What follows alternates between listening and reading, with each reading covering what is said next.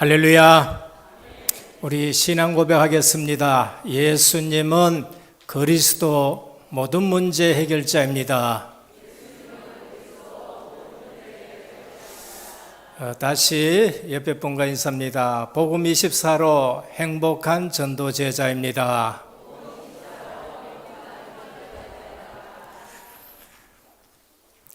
무더운 여름철에 건강에 유의하시길 바랍니다. WIC나 우리 여름 성경학교를 통해서 제가 렘넌트 뒤르고 한 번씩 가는 곳이 있습니다. 그것이 바로 순교지 유적입니다. 서울에서 킨텍스서 대회할 때에 저는 렘넌트 뒤르고 양화진에 갔습니다. 외국인 무덤입니다. 우리나라에 처음 선교사들이 들어왔을 때에 많은 핍박 가운데 순교한 그 외국인들을 묻어둔 곳이 양화진 외국인 무덤입니다. 거기에 지금 한국 선교의 100주년 기념교회가 들어섰습니다. 그리고 청년들 뒤르고 지난번에는 주기철 목사님 순교관 마산에 있는데 거기 한번 갔습니다. 우리 서밋스쿨에 렘넌트들이 있는데 멀리는 뒤로 갈 수 없고 제가 대구 동산병원 동산에 보면은 청라언더라고 있어요. 거기에 대구에 처음 왔던 선교사님들과 그 가족들이 잠든 곳이 있습니다. 선교의료박물관입니다. 그리고 거기에는 우리에게 가장 또 기억이 되는 것이 있는데 내일이면은 8월 15일입니다. 우리 렘넌트들이 신앙의 뿌리를 알고 있어야 되기 때문에 제가 그런 곳을 한 번씩 데리고 갑니다. 지난 주일에 하나님의 말씀은 성취되는데 무서울 정도로 성취된다. 여러분들에게 축복이 무서울 정도로 오는가 하면은 그 말씀을 놓치면은 화가 무서울 정도로 옵니다. 양쪽 다 똑같습니다. 언약을 붙들었다. 내가 어떻게 이런 축복을 받느냐 할 정도로 무서울 정도로 복이 내려집니다. 때에 따라서는 하나님이 뒤에 따라오면서 축복하는 것을 볼 수가 있어요. 그게 아브라함입니다.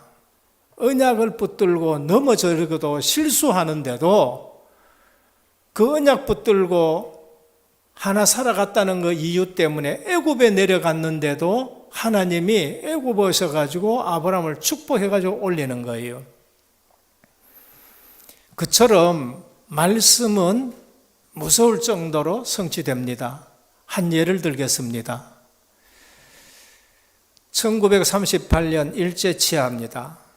9월 9일 평양 서대문 교회에서 27차 총회가 열렸어요. 그때 일제시대 치하였습니다. 일본 사람들이 얼마나 기독교를 박해했느냐, 실제 우리 렘넌트들이 알아야 되는 거예요. 우리 성도들도 왜 내가 렘넌트를 데리고 그런 곳에 가느냐?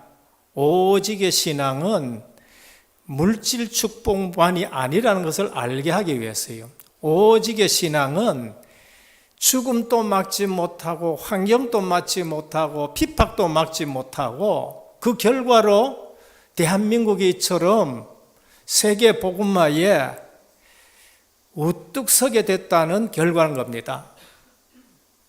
38년 9월 9일에요. 27차 총회에서 홍택기 총회장이 일본 신사 참배는 국가의식이지 신사 참배가 아니다. 우상 숭배가 아니다.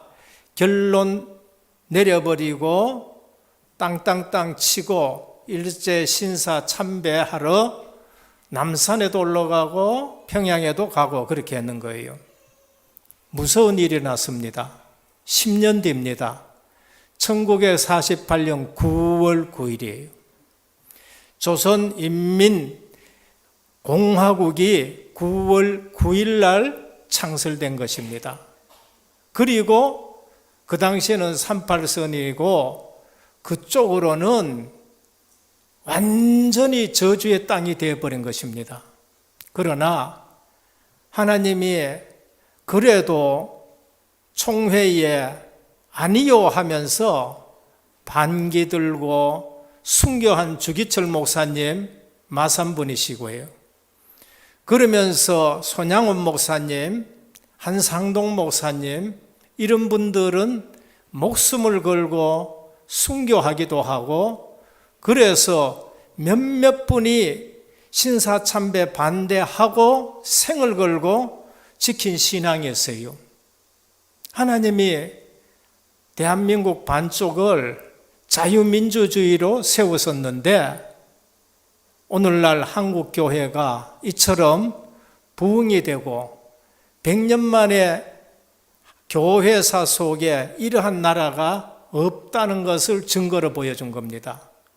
그러니까 말씀은 무서울 정도로 성취되는데 복음 놓치면은 북한처럼 무서운 나라가 되어버리고 완전히 세계에서 저주받는 나라가 되는가 하면은 몇몇 분이 그래도 신앙 제대로 지켜가지고 하나님이 반쪽은 세계에 증인이 되는 나라로 축복한 것을 볼 수 있습니다. 오늘 우리가 광복절을 맞이해서 언약을 붙들면은 한국교회는 꼭 출애굽 같은 역사가 일어난 겁니다. 400년 동안 아무리 열심히 아무리 벽돌을 굽어도 해방되질 않습니다. 그게 애굽의 삶인 것입니다. 굽으면 굽을수록 그냥 고깃국만 먹지 해방은 되지 않습니다. 일제 36년이 똑같았습니다. 아무리 발버둥 쳐도 안 돼요. 그런데 애굽 바벨론 70년 만에 고레스 왕을 통해서 해방시키듯이 복음하는 모세가 와가지고 피언약 하나 가르쳤는데 해방되듯이 대한민국이 해방된 것은 독립군의 힘으로 해방된 것이 아니에요. 어느 날 유엔이 개입하게 되고 그러면서 원자폭탄이 터지면서 일본이 항복하면서 대한민국이 해방이 된 것이에요. 그러니까 복음 하나 제대로 붙들고 기도하는 주의 종들이 있고 언약 하나 제대로 붙들었을 때에 하나님은 대한민국을 이처럼 축복하는가 하면은 한쪽에서는 그 땅에 우상 신사 참배 결정했는데 그날에 조선인민공화국이 들어서면서 김일성 부자가 선 만수대가 그 자리가 무슨 자리냐? 교회에 있던 자리예요. 교회에 있던 자리를 완전히 무너뜨리고 뭐가 서버렸느냐? 우상이 서버렸네요. 가증한 우상이 선 거예요. 그만큼 하나님의 말씀은 성취가 되는데 무서우리만큼 성취된다는 거예요. 그래서 오늘 또 우리는 마태복음 25장이 뭐를 얘기하느냐? 말세 시대의 교회의 모습을 말하고 성도들의 모습을 말한 거예요. 그러면 이게 말세가 꼭 이때냐? 아니에요. 지난주에도 말씀드렸지만은 마태복음 24장에 말세에 일어날 일들, 그거는 예수님이 승천하시고 70년 만에 예수님이 승천하시고 3, 40년 만에 AD 70년에 그 일이 그대로 일어난 거예요. 역사 속에서 그 일은 계속 주님이 오실 때까지 말세 현상은 반복되고 그 가운데서도 언약 붙든 사람에게는 축복이 쏟아지는데 아브라함에게 주는 축복이 그대로 반복되듯이 쏟아지고 마가다락방에 임하신 주의 성령이 동일하게 안디옥에 역사하고 동일하게 언약 붙든 교회에게 역사하게 된다는 것을 말씀합니다. 그래서 우리의 신앙의 수준이, 오직의 수준이 뭔가? 가장 오직의 수준이 순교예요. 그거는 말릴 수도 없고 빼앗을 수도 없는 것입니다. 그래서 신앙생활 할 때에 어떤 분은 인격이 높으면서도 전혀 복음이 없는 분들이 있습니다. 어떤 분은 삶의 규모는 안 갖추어졌는데 바른 언약의 신앙을 가지고 있는 사람들이 있습니다. 그런데 그분에게 누가 역사하느냐? 하나님이 역사하는 거예요. 그게 바리새인들 교회하고 그것이 마가다락방에 모인 교인들이에요. 바리새인들의 교회 성도들은 반듯하고 윤리적이고 그러면서 사람들 보기에는 수준 있는 삶을 살아가요. 그러나 마가다락방에 모인 분들은 어부 출신이고 여자들이 모였고 우리 조선족이 한국에 오는 것처럼 디아스파들이 모였는 곳이에요. 그런데 거기에 하나님이 역사한 거예요. 오늘 저와 여러분들이 무서울 정도로 말씀 붙들고 살아가기를 축원합니다. 열심히 하지 말아요. 언약 붙들고 실제적으로 생을 걸어야 돼요. 나는 왜 열심히 하는데 안 되느냐? 열심히 해서 그래요. 우리의 신앙생활은 언약을 붙들고 생을 거는 신앙생활이지 그냥 내가 열심히 한다? 그래서 안 되는 것입니다. 우리는 올바른 신앙 수준을 구분할 줄 알아야 됩니다. 불평, 불만하는 불신자 수준, 광야길 가면서 장사 지내야 될 수준이에요. 구원받아서 감사하는 수준, 그게 정상적인 수준인 것입니다. 그러나 그보다 더 중요한 것은 진리 위에 생명을 걸 수 있는 수준, 그것이 오직의 수준인 것입니다.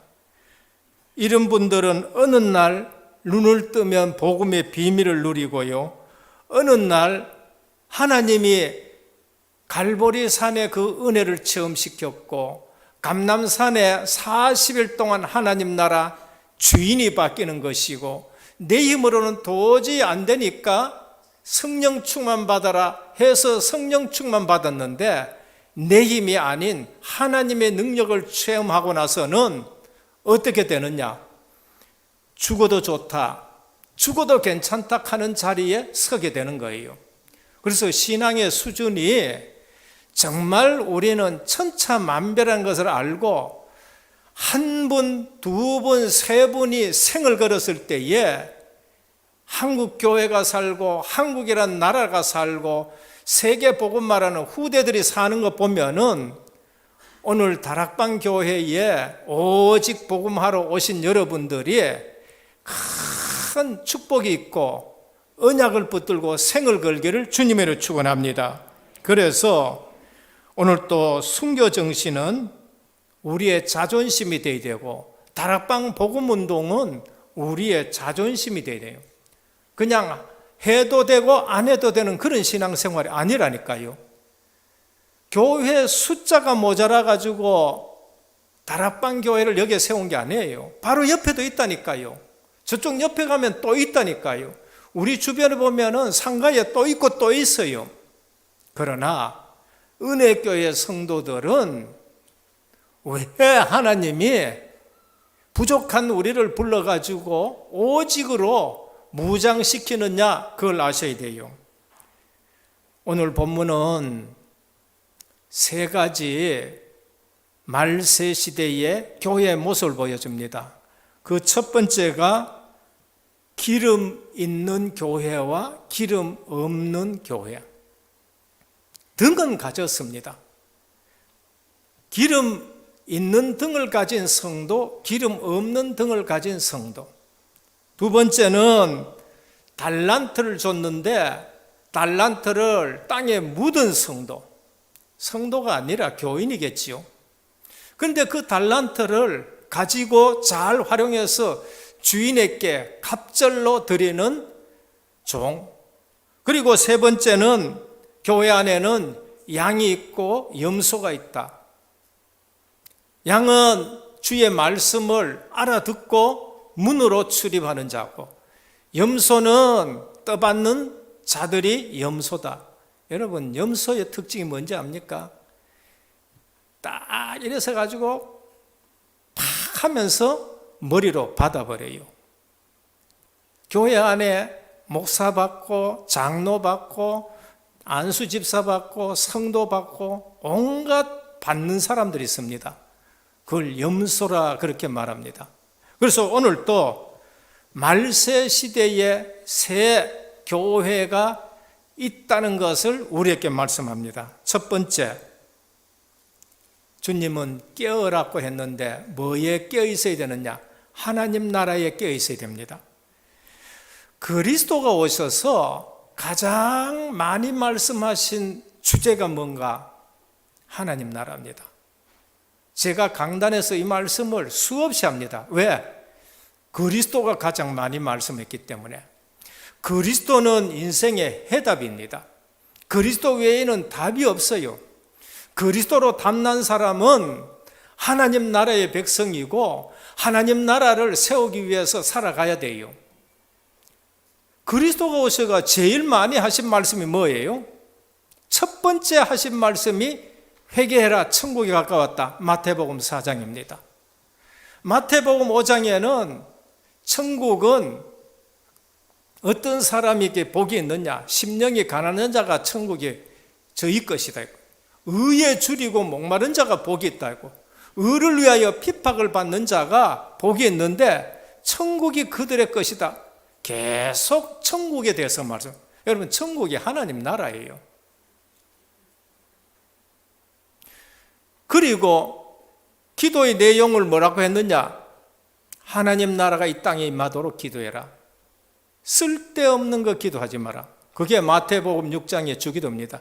나라가 임하옵시며 뜻이 하늘에 이루어진 그거, 이 땅에 임하는데 하나님 나라가 이 땅에 임하도록 기도해라.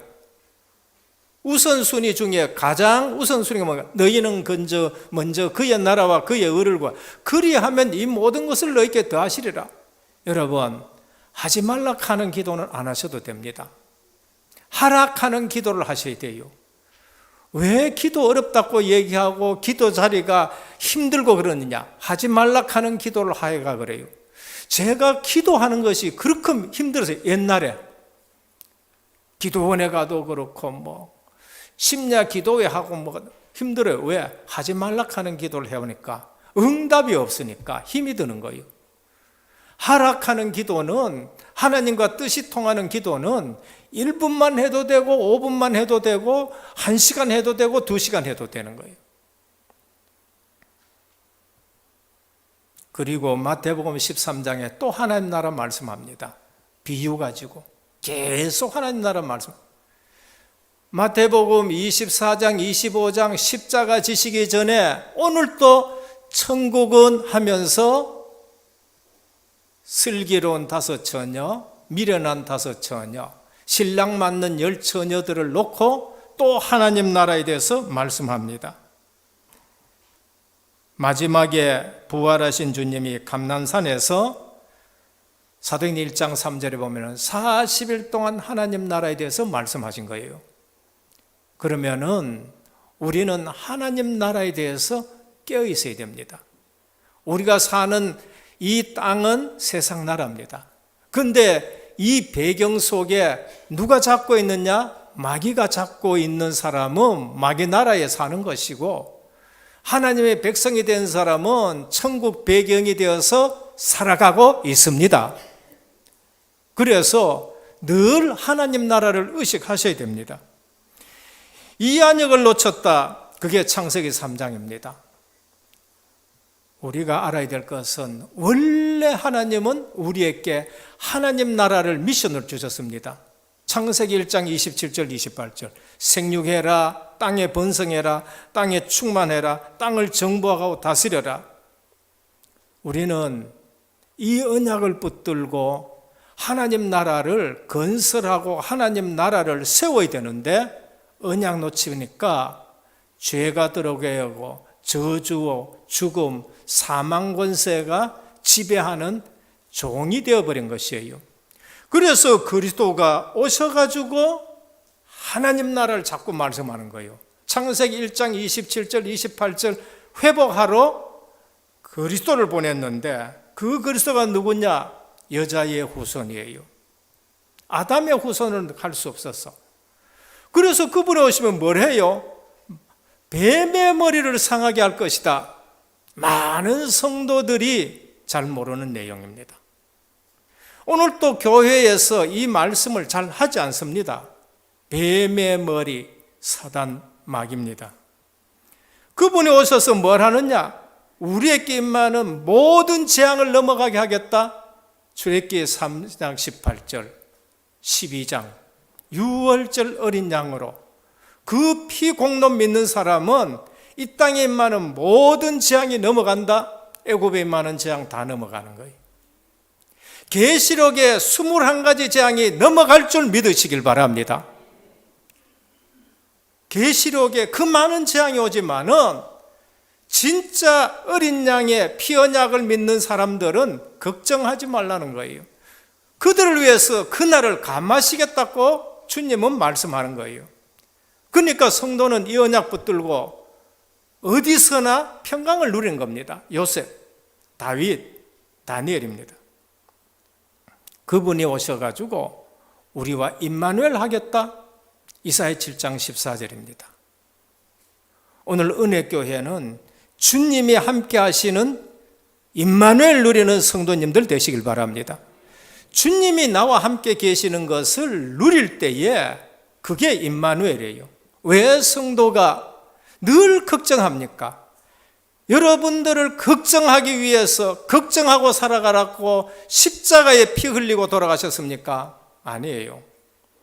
그 십자가에 피 흘려 돌아가신 그리스도는 우리를 구원하기 위해서 우리에게 있는 모든 죄를 대속하시고 모든 재앙을 넘겨주시기 위해서 그랬는데 예수 믿는데 계속 걱정하고 염려하고 불안하고 물질 이 땅에 있는 것에 염려에 매여 있다. 그것만큼 큰 죄가 없는 거예요. 그게 죄라는 거예요. 오늘 또 내가 주는 평강은 세상이 주는 것과 다른 것을 아시고 정말로 주님이 주시는 평안을 누리시기를 축원합니다. 예수 믿는 사람이 평강해야 되지요. 그러면서 그분이 오셨는데 마태복음 1장 18절에 23절 그 이름을 예수라라. 그가 자기 백성을 그 죄에서 구원할 자라. 그 이름을 임마누엘이라. 하나님이 우리와 함께 거하십니다. 그게 신앙생활입니다. 그분이 누구냐? 엘리야도 아니고 예레미야도 아니고 세례 요한도 아니고 선지자도 아니고 그리스도라고 말했어요. 바요나 시몬아 네가 복이 있도다. 여러분 예수 믿는 것이 얼마나 큰 복인 줄 모르냐? 그 모르는 것이 죄예요. 내가 이 반석 위에 내 교회를 세우라 그랬어요. 여러분들 때문에 은혜교회가 더욱 든든히 세워지기를 축원합니다. 교회 세워지고 교회가 부흥되도록 하는 것만큼 큰 축복이 없어요. 저는 그것을 늘 가슴에 담고 있습니다. 교회가 든든하게 서야 된다. 내 때문에 교회가 부흥이 되어야 된다. 우리 장로님들 때문에 은혜교회가 든든하게 서야 되고 기둥 같은 장로님들의 그것보다 더 큰 복이 어디 있어요? 음부의 권세가 이기지 못한다 그래요. 이런 중직자와 이런 장로님들 일어나기를 축원합니다. 그래서 하나님 나라의 회복의 주인공이 누군가? 그리스도예요. 하나님 나라 회복하기 위해서 오신 거예요. 그래서 이 땅의 하나님 나라 모습이 뭔가? 구약에는 성전 중심으로 모임을 가할 그게 하나님 나라의 모습인 것입니다. 신약에는 에클레시아 불러냈다. 한 명 한 명 불러내가지고 성도들의 모임, 그게 교회인 것입니다. 그 교회는 보좌의 그림자이요, 마지막에 완성될 하나님 나라의 그림자가 지금 우리의 모습이라는 것을 말합니다. 그래서 하나님 나라가 내게 임한 것은 주인이 바뀐 거예요. 주인이 바뀐 거. 거기에 참 평안이 있는 겁니다. 왜 염려하고 근심 걱정합니까? 주인이 내가 돼서 그래요. 두 번째입니다. 기름 준비에 깨어 있습니다. 기름 준비에 늘 깨어 있어야 됩니다. 이스라엘의 유대 땅의 결혼식은 밤에 합니다. 그러다 보니까 초청된 열처녀는 등을 준비해야 돼요. 왜? 결혼식 밤에 하니까. 그리고 신랑이 올 때 그 등을 가지고 맞이해야 되고 신랑과 함께 잔치집 안으로 들어갑니다.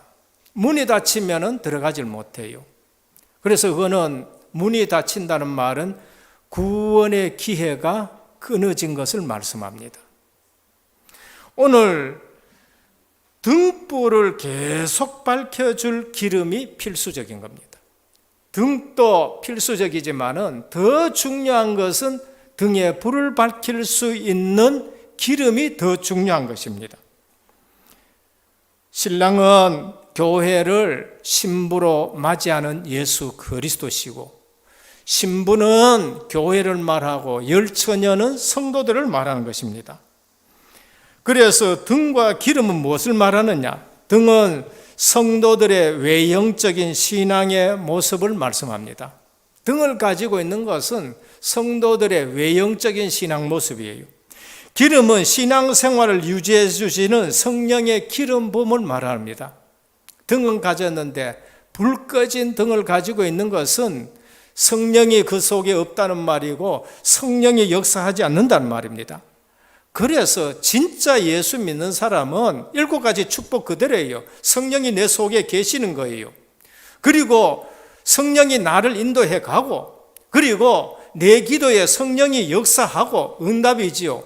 성령의 권능 앞에 흑암이 꺾여지고 성령의 권세 앞에 천사가 동원되어지고, 그게 보좌의 24입니다. 시공간 초월이에요. 그리고 성령이 보호하는데 하나님 나라가 배경이요. 성령이 주는 증거가 있는데 그게 증인되는 거예요.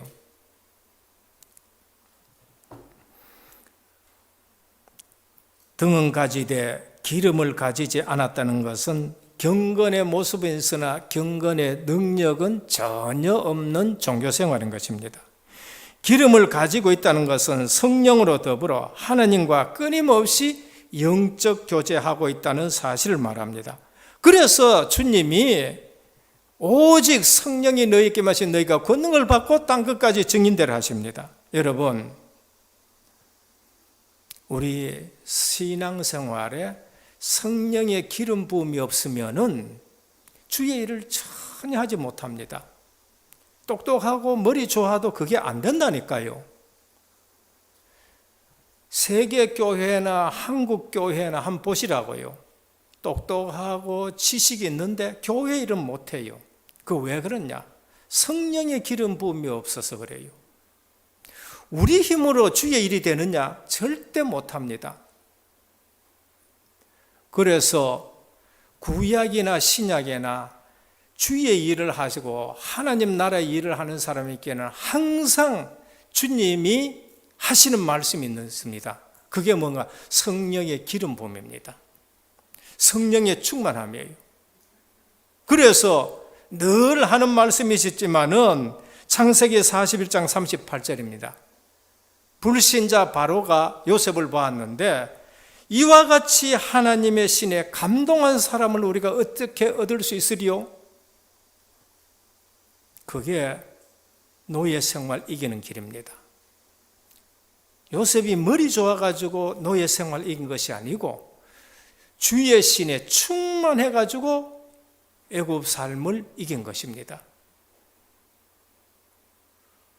사무엘상 16장 13절입니다. 사무엘이 기름 뿔병을 가져다가 그의 형제 중에서 그에게 부었더니 이날 이후로 다윗이 여호와의 영에 감동되었더라 그랬어요. 다윗이 어릴 때부터 성령의 기름 부음을 받고 그날 이후로 여호와의 신에 충만했습니다. 그 이후로 아무도 해결하지 못하는 골리앗 문제 해결합니다. 그 이후로 핍박이 오는데 사울 임금의 핍박이 오기 시작합니다. 사울 임금은 수요일 날 말씀처럼 24시 성령 충만 아니에요. 다윗은 24시 성령 충만입니다. 증거되라 그날 이후로. 여러분, 성령의 기름 부음을 소중하게 여기시기를 바랍니다. 안수할 때에 그 감격과 그 은혜를 소중하게 여기는 중직자 되시기를 축원합니다. 그러니까 다윗이 뭐 하느냐? 그 모든 것 이기고 성전까지 세우는 인물이 되는 거예요. 저는요, 합숙 때 내려주신 그 은혜 절대 못 잊습니다. 그리스도가 충만한 그 은혜 저는 절대 못 잊습니다. 그 은혜를 저는 아주 소중히 여깁니다. 하나님이 장로로 세워줄 때에, 하나님이 목사로 기름 부어 세워줄 때에 그 은혜 잊지를 못하는 거예요. 그게 다윗입니다. 결국 성전까지 세우는 그 크신 은혜의 자리에 서게 되는 거예요. 스가랴 4장입니다. 어느 날 성령의 역사가 끊어져 가지고 이스라엘이 포로로 붙들려 갑니다. 예언된 대로 70년 만에 돌아와서 성전 재건하는데 힘이 없어. 그런데 스가랴가 환상을 딱 보니까 성령의 기름 부으심이 나타납니다. 촛대가 있고 등불이 켜졌는데 감람나무 가지 2개가 딱 있는데 거기서 기름이 흘러 대접을 채우고 그 대접에서 기름이 등불에 공급되는데 계속 타는 거예요. 그게 누군가? 그게 한 사람은 스룹바벨, 한 사람은 대제사장 여호수아입니다. 그 두 사람에게 성령의 기름을 부어가지고 성전을 다시 재건하는 일을 하게 되는 거예요. 하나님의 일은 내 생각 가지고 하는 게 아니고요. 성령의 기름 부으심입니다. 그래서 주님은 138 그리스도 하나님 나라 일을 위해서는 8절에 오직 성령이 너희에게 임하시면 그게 기름 부음입니다. 그래서 오늘 또 등을 가지고는 되질 않아요. 불 꺼진 등을 가지고 있는 그 종교입니다. 여러분, 복음 편지 2번째 만남이 있습니다. 전에는 빠져 있었는데 요즘 새로 넣었다 그래요. 하시 야소래, 하시 언제든지입니다. 야소래, 야소는 중국 한문으로는 예수가 야소입니다. 그래서 예전에 야소교 켜렸어요. 야소교. 야소래, 예수니가 오면은 오등, 내가 가진 등, 무유지, 기름 없는 등이다. 무유지 등냐? 내 등은 기름 없는 등이다. 누가 얘기했어요? 석가가 얘기한 거예요. 성철 스님은 저는 굉장히 훌륭하다 생각합니다. 왜? 아닌 건 아니다 그랬어요. 모르는 건 모른다 그랬어요. 틀린 건 틀리다 그랬잖아요. 그처럼 석가처럼 수도했는데 뭐라 했냐? 불교에는 진리가 없다. 나는 진리를 알면은 저를 떠나겠다. 마지막에는 내가 무수한 거짓말을 했다. 내가 지금 지옥으로 간다. 석가 사단이요. 등입니다. 무슨 등이냐? 불 꺼진 등이에요. 종교를 말한 겁니다. 세 번째입니다. 시간적으로 깨어 있어야 됩니다. 25절. 신랑이 드디어 오므로 금방 올 줄 알았는데 금방 안 옵니다. 금방 안 오느냐? 금방 오십니다. 개인 종말. 시대적인 종말, 역사적인 종말. 역사적인 종말은 아주 멀었을 수도 있습니다.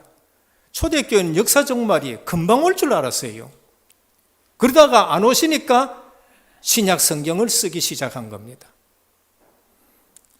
베드로후서 3장 8절입니다. 사랑하는 자들아, 주께는 하루가 천년 같고 천년이 하루 같은 이 한 가지를 잊지 말라. 하나님의 시간은 시공간 초월하는 시간입니다. 시편 90편 4절입니다. 주의 목전은 천년이 지나간 어제 같으며 밤의 한 경전 같을 뿐이로다. 그렇습니다. 우리는 시계를 차고 있지 시간을 우리가 차고 있는 것은 아닙니다. 그래서 계시록 3장 3절이면 마지막 날 될 일 내가 어떻게 받았으며 어떻게 들으니 생각하고 지켜 회개하라. 만일 일 깨지 않으면 내가 도적같이 오리니.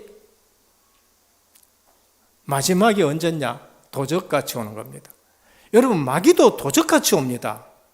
내가 언제 마귀한테 속는지 도적같이 옵니다. 그런데 우리 주님도 도적같이 온다는 거예요. 계시록 16장 5절에도 데살로니가 전서 5장 2절에도 주의 날이 밤에 도적같이 이를 줄 너희가 자신이 자세히 알미라 그랬습니다. 그런데 날짜는 모르는데 진짜 깨어있는 사람은 징조를 안다 그랬어요. 데살로니가 5장 4절에 보면 형제들아 너희는 어두움에 있지 아니하며 그날이 도적같이 너희에게 임하지 못하리라. 왜냐하면 징조를 알기 때문에. 그래서 깨어 있어야 된다는 겁니다. 다 졸며 잘세, 이 말이 뭐예요? 그만큼 신랑이 더디 온다는 거예요. 그만큼 늦게 온다는 겁니다. 늦게 오는 이유가 두 가지 있어요. 끝까지 구원받은 자 있기 때문에 그래요. 그래서 늦게 옵니다. 또 늦게 오는 이유 한 가지 있습니다. 가짜들은 기름이 떨어지도록, 가짜는 절대 들어오지 못하도록. 그래서 주님이 늦게 오는 거예요. 그래서 오래도록 보면은 진짜 가짜가 표가 나가야 되는 거예요. 그래서 가라지 어떻게 할까요? 가만두라는 거예요. 가만두라는 겁니다. 오늘 우리는 기름이 떨어지지 않도록 깨어 있어야 되고 준비해야 되고요. 시간은 우리가 모르기 때문에 언제든지 준비되어야 됩니다.